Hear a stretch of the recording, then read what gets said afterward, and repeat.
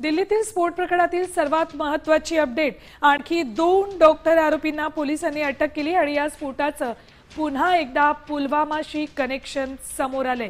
जम्मू काश्मीर पोलिसांनी पुलवामातून डॉक्टर सज्जाद अहमदला अटक केली आहे। सज्जादचा दहशतवादी मॉड्यूलशी संबंध असल्याने त्याच्यावर कारवाई करण्यात आली आहे। तो डॉक्टर उमरचा मित्र आहे। तर उत्तर प्रदेशातून अटकेत असलेल्या डॉक्टर शाहीनच्या भावाला अर्थात डॉक्टर परवेज अन्सारीला एटीएसने ताब्यात घेतले।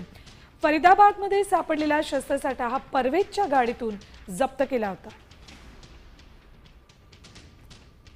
पुलवामातून डॉक्टर सज्जाद अहमदला अटक केली। डॉक्टरांचं दिल्ली स्फोटाशी कनेक्शन आहे। कुठलेही डॉक्टर कुठून अटक केली ते बघतोय। डॉक्टर सज्जाद अहमद हा डॉक्टर उमरचा मित्र आहे।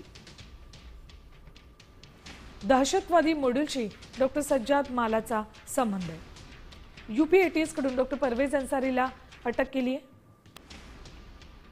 तर परवेज अन्सारी हा आरोपी डॉक्टर शाहीनचा भाऊ आहे। फरीदाबादमध्ये सापडलेला शस्त्रसाठा असलेली कार परवेज अन्सारीच्या नावावर नोंद आहे।